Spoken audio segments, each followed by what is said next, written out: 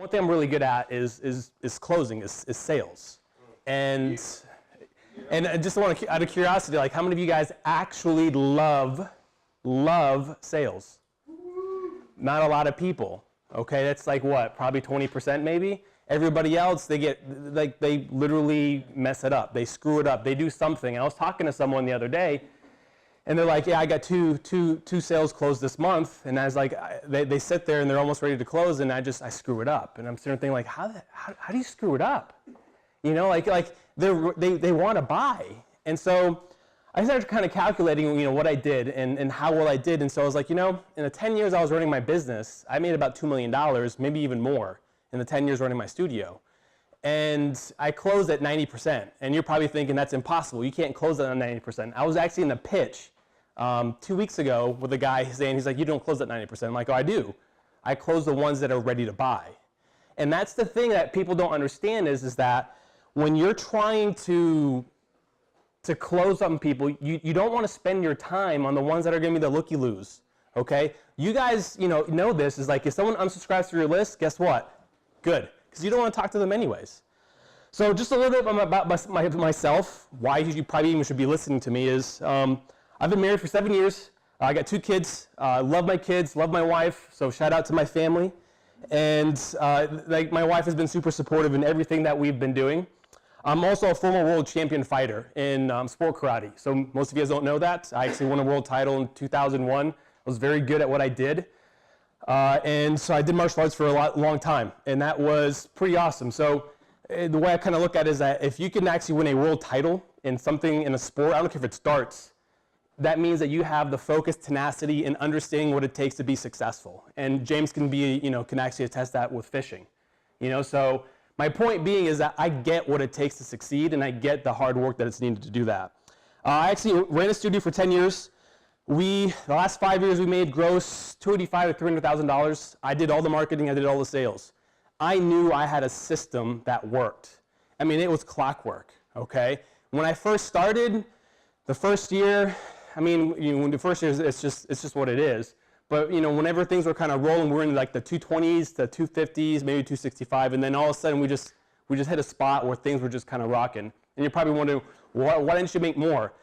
There's this little thing going that if you try to increase your revenue by $15,000, $20,000, $30,000, there's also an exponential amount of more work needed to increase that. And so what you need to understand is what are you willing to sacrifice to make that extra $10,000, $15,000, $20,000. So other thing is that I sold my company in February of 2018. So it was weird. If you guys don't know, like I've been doing martial arts since I was 10 years old. I'm 37. And basically, that has been a passion in my life for a long time. I literally went to college with the intent of opening a martial arts studio and personal training studio. And then all of a sudden, you want to walk away from it? I mean, like, it's not one of those easy things that you do. And so what I realized is that I had a passion for business. I had a passion for marketing. I had a passion to grow this kind of stuff. Like, this is my element. And that's where things kind of started shifting for me. So I ended up selling my studio for 6 figures. And it's really, really hard to sell a business that is based around you for 6 figures. And it's not easy. Best thing I did, hire a broker. Why? Because they built me up and got me the most money possible. Okay? I did have to pay them. I paid them well. But I got the most money possible to set my family up for the next venture in my journey. And so now I'm building my company now called Boulder Media Solutions. And so I'm in the digital marketing game like most of you guys are. And so, the difference with me is that I'm still kind of figuring out that niche a little bit, so I'm kind of exploring different things. I'm enjoying that journey. But the one thing I can say is that I probably have like a 4-step closing system or 4-step sales system that's really worked for me. But what most people don't understand is that selling is not selling. It's simply just guiding someone. So great closers never sell, they guide. And that's the thing that made me successful at selling every single time in front of my audience whenever I was talking to them.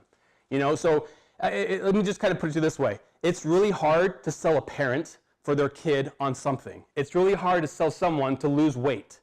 Okay, and you're like, well, no, it's easy. You haven't been in those conversations. Those are different. The other part you guys might be objecting is that, well, you're selling B to C. All right, business to consumer is really different from business to business. Last I checked, the person is still a human. Would you guys agree? So it's human to human. You're not selling to a business.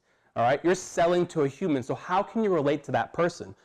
So the thing is that you first want to have some sort of script that is going to help you relate to this person. So essentially what I call this is when you're on the phone and you're not pitching them, you're not selling them nothing, you're seeing if they're a potential client. So you get a lead, okay? Whether it's a lead that came in or whether it's something that you prospected, if you get them on the phone, you're going to see if they're going to be fitting what you want. And it's a 5-minute conversation. Anything over 5 minutes, waste of time. Okay, literally, anything over 5 minutes, you need to hang up the phone almost, okay? So that was one of my things. I had a script and I had some basic questions to kind of build that relationship, if you will. The other part is I control the conversation. I never let them ask questions, ever. So they might say, you know, what's your pricing, or what do you do this, or how do you... I never let them control the question. I always revert back to, well, let's look at this, let's look at that. So you always take control of the conversation. So the other part is that you want to explain everything in a very high level. Never get detailed. If you get detailed into the stuff, again, this is a 5-minute conversation. All you're trying to do is to see if they actually are going to be fitting your business. If you get detailed, they're going to get overwhelmed. Okay? Like imagine this. You know, this is whenever I was selling, you know, either personal training or even martial arts, is when the parent's like, well, I heard karate is better than taekwondo. I'm like, you know what? It doesn't really matter which one is better. What does your child need? Do they need confidence? Do you see what happened? I just switched everything around to change the actual dialogue. I control that conversation. Okay? I don't answer that question. I change it back to what I needed. The other part is that I also do pre-qualifications. So as we kind of go through it, we pre-qualify and we give them a range of what our programs are going to be. Because people always wonder, well, how much do you charge? As a you know, digital marketer, everyone wants to know, what do you charge? Great. We charge it, you know, between $1,000 and $20,000, just really depending on what kind of package we put together for you. You know what you just did? You set them up to thinking, dang, that's a lot of stuff. Like what do you charge for 20 grand? So they already know what you're probably, your high value, but they also know like you're probably somewhere at the bottom as well too. And they're sitting there thinking, I hope I'm not in the 20,000 mark. That's what they're thinking in their head. So whenever you pre-qualify them, and then you simply say this, is this going to be within your budget? Can you invest in this? Guess what? What are they going to say? Yes or no. If they say yes, you have a 90% chance at closing that unless you really crap the bed at the, you know, in the actual sale, okay? My point being is that you want to make sure that you get that yes. If they say no, hey, you know what? This is a great conversation. I just don't think we're going to be great partners, or we're not going to be a good fit for you. So as you do that, what you're doing is you're really setting up the conversation to show that you are the authority and you know what you're talking about. And then the last part is set the appointment. Most people don't set the appointment. They get to this point and they don't set the appointment. And when I say set the appointment, confirm it, email them, text them, call them. And it's not sounding desperate, because how many people have you guys had as a digital marketer where you set the appointment and they don't show up, right? How many times did you follow up with that person? Once? Do you really think that, so that's the things that you want to make sure that you're in front of mind of them. The next part is that whenever they come in, all right, this is my step number 2, is essentially what I like to call is like the mirror system, all right? So you got to play a doctor, all right? And last I checked is when a doctor prescribes something, what do you typically do? Take it. Don't you take the prescription, whatever it is. If your doctor says, you need to start eating like this, you need to start doing this, you need to start doing this, take this, do this, and you're like, okay, doc, I'll definitely do that. You never argue with a doctor, like, why the hell would I take that to make myself feel better? So what you want to do is you want to make sure you do this whole mirror thing. And so I'll show you how I do that. So how I basically start it all off is that I ask all open-ended questions. It's not a yes, no, it's open-ended. I want them to actually speak to me, okay? And I make them have to say more. And if I don't get what I want, I ask more questions into that, okay? All open-ended. You got to continue to do that, and you want them to literally just start talking about all this stuff. There's a strategy behind this. It's amazing. And then when you find the painful stuff, you want to make sure you really keen in on that pain. So if they're not getting leads, all right, well, how's that affecting you not getting leads? All right, is that hurting your business? Are you losing money? I mean, how much money are you losing? Well, I don't know. Well, let's calculate that really quick. And all of a sudden, you're making this pain just be bigger and bigger, and then it's huge. It's to the point where, like, I'm broken. And this person is almost going to be so vulnerable and ready to be sold in a sense. So once you've done that, you're going to ask them to understand the problems. This is key, all right? Because you got to get on the same page. If you don't get on the same page with this person, they're not going to see you as an authority figure. So you're going to say, hey, James, from what you told me, it looks like, and clarify if I'm wrong here, but I want to see what you told me, that we're both on the same page. And then you start basically regurgitating everything they just told you. And they're going to be thinking, I kid you not, wow, how did you know all that about me? Easy, because you just told me. And you write all this stuff down. And you get all this pain points. And so what you're trying to do is you want them to say all these things, agree with all the pains, because they just told you that. And that's called the mirror effect. And so they're like looking at the mirror and admitting to everything that they just actually are not doing well in. And that's where you start getting the hook, if you will. The next step is the doctor or the offer a cure. So, when they say like, well, I don't know what to do because I'm not getting any more leads. I mean, you're like, do you have a solution? Oh yeah. I have lots of solutions. And that's where you come in as an expert in understanding how to give them the right prescription. Well, for this case, we do this. For this case, we do this. For this case, we do this. And this is where my biggest thing is that I'm not knocking anyone that just focuses on Facebook, but that is one prescription. Does Tylenol fix everything? No. Advil does a great job. Oils and senses and all this stuff do some other good stuff. It depends on the situation.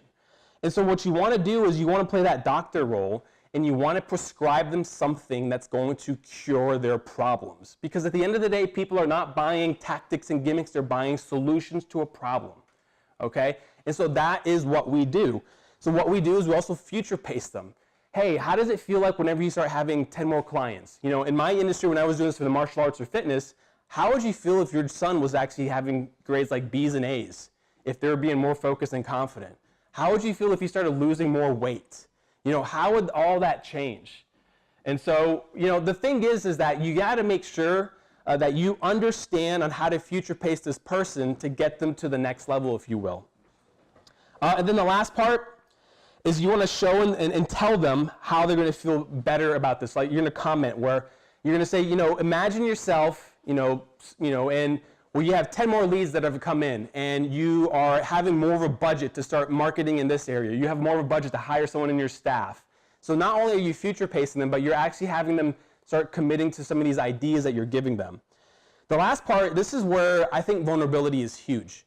And so I almost feel as though this is not something that's being used in sales tactics. This is that you want to be human, okay? Vulnerability is one of the greatest things. And I'll use this story really quick because it goes along with what I'm going to say.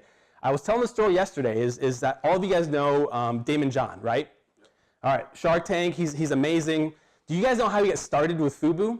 You guys don't know the full story. He was making his t-shirts in his mom's house, all right, in their apartment in New York City, all right? He would make a few t-shirts. He'd find out that someone was going to be doing a hip-hop video in New York City or somewhere, in the city. So then he would take his t-shirts, he would go to these guys, and he'd say, hey, I'm trying to start my brand. Can you wear these t-shirts for your video? And they all knew who Daymond John was. They were like, yeah, you're part of the hood, you're part of the crib, like, we want to help you. So they would help him. Guess what he did after the video? He asked for the t-shirts back. I kid you not. Do you know why? He had no money. He had no money to make more t-shirts. This is Daymond John. Is that vulnerability? Is that a story that you can relate to? And all of a sudden you have this story that you're like, we're human. You suffered just like I did. And so the thing that is really unique is that if you can have a story that shows that you're vulnerable and you open up to your customer, to your prospect, they all of a sudden see you not just as an expert, but an expert that cares. Because at the end of the day, I'm assuming that all of us as business owners care about your customer's success. You want them, you want to close a deal, don't get me wrong, but you want them to be successful.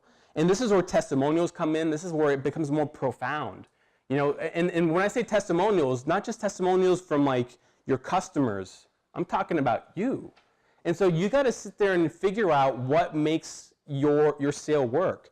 And so what I've realized is when you do all that stuff, you use those 4 things, and you actually go into the price points. Okay, you say, all right, these are the packages I have. All right, this is what I recommend. This is the part where everyone screws it up. All right, they sell something, they say something, but then they keep talking. Like, how many of you guys have done that? Where you try to sell something, but you won't shut the hell up, right? So whenever you get to the final point where you're like, this is what the cost of this product or service is gonna be, which one is gonna work better for you? Or what option do you wanna do? And then you shut up. And if it's a 2-hour conversation and it's a 30-minute just sit there because they're still thinking, you shut up for 30 minutes. And you're like, well, that's really awkward. Great. And it's not necessarily that the person that speaks loses. It's not that. It's that you want them to make a decision. And now, are you going to be getting objections and some of this stuff? If you've built it all up to where you have the right person in a pipeline, the objections actually go down less and less and less because it's all about the pre-qual. It's the pre-qualification and only speaking to the people that you need to talk to. That is the reason why I was able to close 90% of my deals coming in. Like, I literally would have people coming in.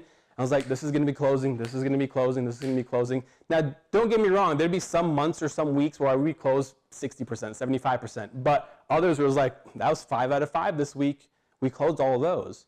So my point being is that it's about who your audience is, relating with them, but understanding how to just create that whole system. What has also helped me a lot is PowerPoint. Most people, when they sell, don't use a PowerPoint.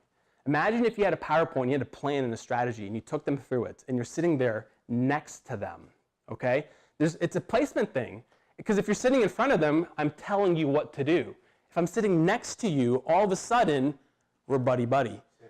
Yep, we're on the same team. We're coming up with something that's going to help each other. So when you're talking to businesses, you know, don't try to sit there and sit them and tell them what to do. And literally, this is how I sold a lot of families, okay? You know, the other part, and this may sound crazy, is that if you can get something that's an emotional piece. All right? I remember having people in my conferences crying, boom, hooked. And it's not like, you know, great, I got a sale. It was, you see the value behind what I'm offering. I don't have to do anything else. I'm done. And so that's the biggest thing is finding out how to relate to these people. So when I say selling and closing, it's not hard, guys. It's understanding and how to relate with your customer, and then finally just in my opinion, like being that vulnerable person and showing them that you are human.